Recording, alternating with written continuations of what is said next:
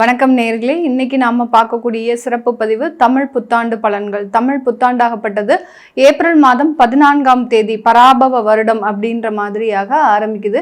இந்த பராபவம் அப்படின்னு சொன்னோம்னா சுழற்சி முறை அப்படின்னா அதற்கு உண்டான ஒரு பொருள். ஆனால் ஜோதிட ரீதியாக பார்த்தீங்கன்னா இந்த பராபவ வருடத்துல ஒரு சுழற்சி அப்படின்றது வெற்றி அப்படின்றது ஒரு தோல்வியையும், தோல்வி அப்படின்றது ஒரு வெற்றியையும் குறிக்கக்கூடிய ஒரு அமைப்பாக தான் இந்த பராபவ வருடம் இருக்க போகுது. யார் யாருக்கெல்லாம் நீங்க நன்மைகள் கிடைக்கல அப்படின்னு நினைக்கிறீங்களோ அவர்களுக்கு எல்லாருக்குமே ஒரு நன்மைகள் கிடைக்கக்கூடிய ஒரு ஆண்டாகவும், தோல்வியே இல்லாத சில நபர்களுக்கு இந்த ஆண்டு ஒரு தோல்வியை கொடுக்கக்கூடிய ஒரு ஆண்டாகவும் தான் இந்த பராபவ வருடம் இருக்க போகுது. இந்த வருடத்துல இருக்கக்கூடிய கோச்சார கிரகங்களின் நிலவரங்கள் அப்படின்னு பார்க்கும்போது வருடம் ஆரம்பிக்கும் போது அந்த சூரியன் சுக்கிரன் சேர்க்கை அந்த மேஷ ராசியில இருக்கு, மிதுன ராசியில குரு பகவான், அடுத்து சிம்ம ராசியில கேது பகவான், கும்ப ராசியில ராகு பகவான், அடுத்து சனி பகவான் மீன ராசியில இருக்கிறார். இதுதான் வருடம் ஆரம்பிக்கும் போது இருக்கக்கூடிய கோச்சார கிரகங்களின் நிலவரங்கள். இந்த வருட பலன்களை நம்ம தீர்மானிக்கும் போது வருட கிரகங்களாகப்பட்ட அந்த குரு பகவான் பார்த்தீங்கன்னா ஜூன் மாதம் 2ஆம் தேதி, அதாவது வைகாசி மாதம் 17ஆம் தேதி பெயர்ச்சி ஆகிறார். மிதுன ராசியிலிருந்து உச்சம் பெற போறார். கடக ராசிக்கு சென்று அங்க உச்சம் பெற்ற ஒரு குரு பகவானா பெயர்ச்சியாக போகிறார். அடுத்து பார்த்தீங்கன்னா இந்த குரு பகவான் திரும்பியும் அதிசாரம் பெறுகிறார். அதிசாரம் அப்படின்னா விரைவாக நகர்ந்து சென்று அடுத்த ராசிக்கு பயிற்சி ஆகிறது தான் அதிசாரம். இந்த அதிசார ஒரு பயிற்சியாகப்பட்டது ஐப்பசி மாதம் நிகழக்கூடிய ஒரு அமைப்பாக இருக்கு. ஐப்பசி மாதம் 14ஆம் தேதி அந்த குரு பகவான் மீண்டும் அதிசாரம் பெற்று வருகிறார். இந்த குரு அதிசார நிவர்த்தி ஆகப்பட்டது 25ஆம் தேதி ஜனவரி மாதம், அதாவது தை மாதம் 10ஆம் தேதி இந்த குரு அதிசார நிவர்த்தி அடைகிறார். இதுதான் இந்த இடத்துல இருக்கக்கூடிய ஒரு முக்கியமான கிரகங்களின் பெயர்ச்சி. அடுத்து ராகு கேது அப்படின்னு சொல்லக்கூடிய அந்த நிழல் கிரகங்களாகப்பட்ட அந்த சர்ப்ப கிரகங்களின் பெயர்ச்சியாகப்பட்டது கார்த்திகை மாதம் 19ஆம் தேதி, அதாவது டிசம்பர் மாதம் 6ஆம் தேதி அந்த கேது பகவான் சிம்ம ராசியிலிருந்து கடக ராசிக்கும், ராகு பகவான் கும்ப ராசியிலிருந்து மகர ராசிக்கும் பெயர்ச்சியாகி வருகிறார். இது வக்ர கிரகங்கள் அப்படின்றதுனால அது ரிவர்ஸ்ல தான் எப்போதுமே இதனுடைய சுழற்சி இருக்கும். சனி பகவான் இந்த தமிழ் வருடத்துல பராபவ வருடத்துல மீன ராசியில இருந்து வக்ரம் அடைகிறார். எப்போ வக்ரம் அடைகிறார் சனி பகவான் அப்படின்னு பார்க்கும்போது கார்த்திகை மாதம் 24ஆம் தேதி, அதாவது டிசம்பர் மாதம் 11ஆம் தேதி வக்ரம் அடைகிறார். இந்த வக்ரம் அடையக்கூடிய ஒரு சூழ்நிலையில இந்த மாதிரியான இந்த பராபவ வருடத்துல இருக்கக்கூடிய கிரகங்களின் கோச்சார நிலவரங்களின்படி ஒவ்வொரு ராசி என்பர்களுக்கும் உண்டான பலன்களை பற்றி பார்க்க போறோம். அந்த பலன்கள்ல நமக்கு என்ன மாதிரியாக இருக்கு, ஒவ்வொரு ராசிக்கும் என்னென்ன ஏற்ற இறக்கங்கள் இருக்கு, நீங்க எந்த மாதிரியாக சில விஷயங்களை மாற்றிக்கணும் அப்படின்றது தான் இந்த பதிவுல தெளிவா பார்க்க போறோம். இந்த சேனலை முதன்முறையா பாக்குறீங்க அப்படின்னா சப்ஸ்கிரைப் பண்ணிக்கோங்க, பெல் பட்டன்ல ஆல் ஆப்ஷன் சூஸ் பண்ணிக்கோங்க. துலாம் ராசி அன்பர்கள், ராசிக்கு அதிபதி சுக்கிரன் அப்படின்னு இருக்கிறதுனால இந்த துலாம் ராசி அன்பர்கள் பணத்தை சிக்கனமாக சேமிக்கிறதுல ரொம்ப ஒரு கவனம் செலுத்தக்கூடியவர்கள். எந்த இடத்துக்கு போனாலும் ஒரு என்ன சொல்றது, செலவாளிகளாக இல்லாமல் ஒரு சிக்கனவாதியாக இருக்கக்கூடிய ஒரு நபர்கள் நம்ம துலாம் ராசி என்பர்கள். இவர்கள் இந்த துலாம் ராசி என்பர்கள் ஒரு வீட்டில் இருக்கிறாங்க அப்படின்னா இவர்கள் பர்ஸ்ல இருந்து பணத்தை ஒரு நயா பைசா எடுக்க முடியாது.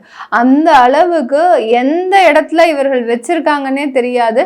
ஆனா சேமிப்பு அப்படின்றது இவர்களுக்கு அதிகப்படியாக இருக்கும். எல்லா இடத்துலயும் பணத்தை வந்து டாம் டூம்னு செலவு பண்ணிட்டு கடைசி ஒரு முக்கியமான ஒரு ஸ்டேஜ் வரும்போது நமக்கு பணம்னு ஒரு அதிக தேவைகள் இருக்கும்போது அந்த இடத்துல திண்டாடாமல் இருக்கக்கூடியவர்கள் இந்த துலாம் ராசி என்பவர்கள். எவ்வளோ ஒரு நல்ல ஒரு பழக்கம் பாருங்க இந்த துலாம் ராசி என்பவர்களுக்கு. இந்த மாதிரியான ராசி என்பவர்கள் ஒரு வீட்டில் ஒருத்தர் இருந்தா போதும் நிறைய ஒரு விஷயங்கள் நன்மைகளாக முடியக்கூடிய ஒரு அமைப்பாக இருக்கு.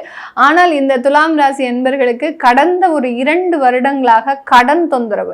இவர்கள் பேசிக்காவே கடனை வாங்கக்கூடாது, நம்ம என்ன பாடுபட்டாலாவது சரி கடன்ற ஒரு விஷயத்துக்குள்ள என்ட்ரியே ஆகக்கூடாது அப்படின்னு நினைக்கக்கூடியவர்கள்.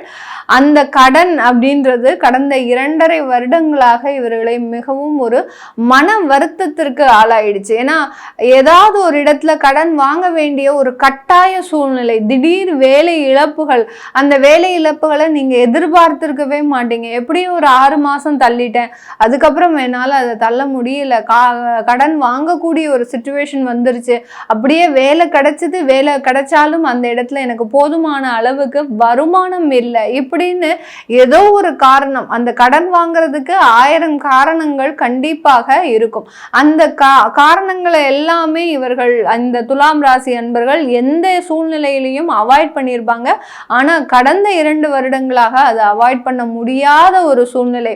அதுவும் பாத்தீங்கன்னா நிறைய துலாம் ராசி அன்பர்கள் நம்ம கூட பழகினவங்க தானே, நம்ம கூட 20 வருஷம் டிராவல் பண்ணவங்க தானே, நம்மளை ரொம்ப தெரிஞ்சு புரிஞ்சு நடந்துகிட்டவங்க தானே அப்படின்னு சொல்லி அவங்க கிட்ட வாங்கின கடனாகப்பட்டது இன்னைக்கு அவங்க மூஞ்சில முழிக்க முடியாத அளவிற்கு மிகப்பெரிய ஒரு மாற்றத்தை உருவாக்கிடுச்சு. இவங்களால அந்த கடனை திருப்பி செலுத்த முடியாத ஒரு சூழ்நிலை.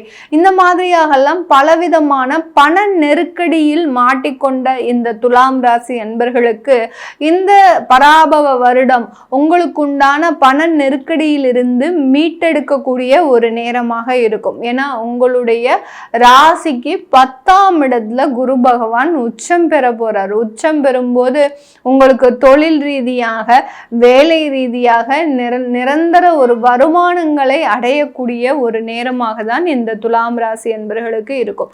இந்த துலாம் ராசி என்பர்கள் தன்னுடைய வேலை மாற்றத்தை நீங்க இந்த காலகட்டம் விரும்பக்கூடிய ஒரு நேரம். ஏன்னா இந்த இருக்கக்கூடிய வேலையில பெரிய அளவுக்கு டார்ச்சரா இருக்கு மேடம். ரொம்ப உயர் அதிகாரிகளின் தொந்தரவுகள், அடுத்து பார்த்தீங்கன்னா என்னதான் நம்ம வேலை செஞ்சாலும் அங்க நமக்கு நிம்மதி இல்லாத ஒரு சூழ்நிலை.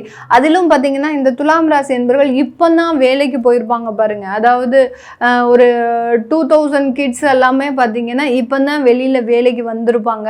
அந்த வேலை செய்யக்கூடிய நபர்களுக்கு பார்த்தீங்கன்னா ஏண்டா இப்படி வேலை செய்யறோம், இப்போதான் அவங்களுடைய பெற்றோர்களை பத்திலாம் இவங்க நினைச்சு பார்த்துட்டு இருப்பாங்க.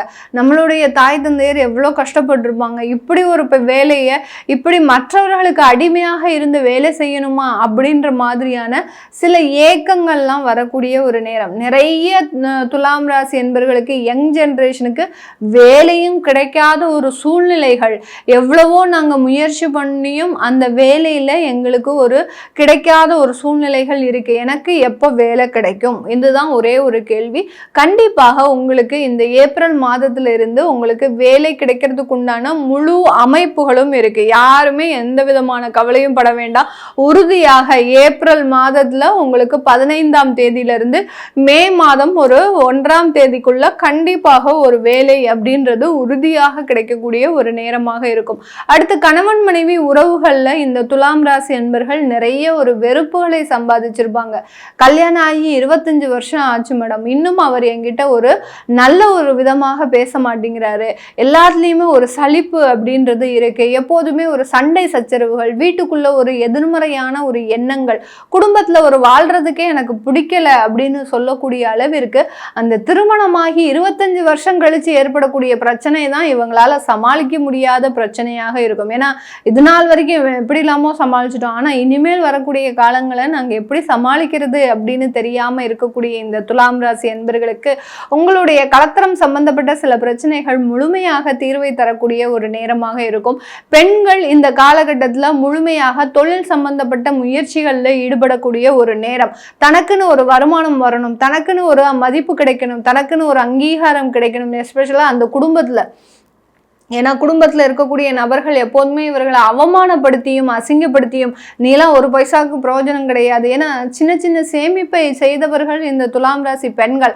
அவர்களுக்கே இவ்வளோ ஒரு பெரிய ஒரு அவமானங்கள்னா மிகப்பெரிய அளவுக்கு அதிலிருந்து மீண்டு வரணும் அப்படின்னு நினைச்சு மிகப்பெரிய ஒரு மாற்றத்தை இந்த துலாம் ராசி அன்பர்கள் பெண்கள் இந்த பராபவ வருடத்துல ஏற்படுத்த போறாங்க. இதனால குடும்பத்துல நிறைய ஒரு மன மகிழ்ச்சியான ஒரு மாற்றங்கள், குழந்தை சம்பந்தப்பட்ட விஷயத்துல ஒரு நல்ல ஒரு சேஞ்சஸ் அப்படின்றது கிடைக்க போது. இந்த துலாம் ராசி அன்பர்களுக்கு இந்த வருடத்துல கிடைக்கக்கூடிய அந்த குழந்தை பாக்கியம் ஆகப்பட்டது, அந்த குழந்தை பிறந்ததுக்கு அப்புறம் உங்களுடைய வாழ்க்கை மாற்றமே நல்ல உயரக்கூடிய ஒரு நேரம். அதாவது வீட்டுல மகாலட்சுமி பிறந்தா எந்த மாதிரியாக இருக்குமோ அந்த மாதிரியாக செல்வ வளமும் ஒரு மன நிம்மதியான ஒரு வாழ்க்கையும் இந்த வருடத்துல கிடைக்கிறதுக்கு உண்டான ஒரு முழு அமைப்புகள் அப்படின்றது இந்த துலாம் ராசி என்பர்களுக்கு இருக்கு. உங்களுடைய தாயாரினுடைய உடல்நலன்ல ரொம்ப கேர்ஃபுல் கேர்ஃபுல்லாக இருக்கணும் இந்த துலாம் ராசி என்பர்கள். ப்ராப்பர்ட்டி சம்பந்தப்பட்ட விஷயங்கள்ல ஒரு முக்கியமான ஒரு முடிவுகளை எடுக்கும்போது இது தேவையா தேவையில்லாததா அப்படின்றத கண்டிப்பாக எடுத்துக்கணும். யாராவது லேண்ட் வாங்க போறீங்க அப்படின்னா மயானம் சார்ந்த சில லேண்டு தான் உங்களுக்கு கிடைக்கும். அதாவது ஒரு மயான பூமிக்கு பக்கத்துல தான் உங்களுக்கு லேண்டே கிடைக்கும். அதனால அதையெல்லாம் நீங்க ரொம்ப கேர்ஃபுல்லா பார்த்து தீர்மானிக்கிறது நல்லது. அதனால ப்ராப்பர்ட்டி சம்பந்தப்பட்ட முடிவுல ரொம்ப ஒரு முக்கியமான முடிவுகள் எடுக்கக்கூடிய ஒரு நேரமாக தான் இந்த துலாம் ராசி என்பர்களுக்கு இருக்க போது. இது எல்லாமே நம்ம கோச்சார நிலவரப்படி பலன்களை கணிச்சு சொல்லியிருக்கிறோம். உங்களுடைய சுய ஜாதக தசாபுத்தி பலன்களை பார்க்கணும் விருப்பப்படுறவங்க கீழே இருக்கிற நம்பருக்கு வாட்ஸ்அப்பில் அப்பாயின்மெண்ட் வாங்கிக்கிட்டு கன்சல்ட் பண்ணிக்கலாம். உங்களுடைய குழந்தைகளுக்கு ஜாதகம் எழுதணும், நியூமராலஜி படி பெயர் வைக்கணும்னு நினைக்கிறவங்களும் கீழே இருக்கிற நம்பருக்கு வாட்ஸ்அப்பில் மெசேஜ் அனுப்புங்க. அதற்குண்டான விவரங்கள் தெரிய வரும். உங்களிடமிருந்து விடைபெறுவது உங்கள் ஆஸ்ட்ரோ பூர்ணா. நன்றி, வணக்கம்.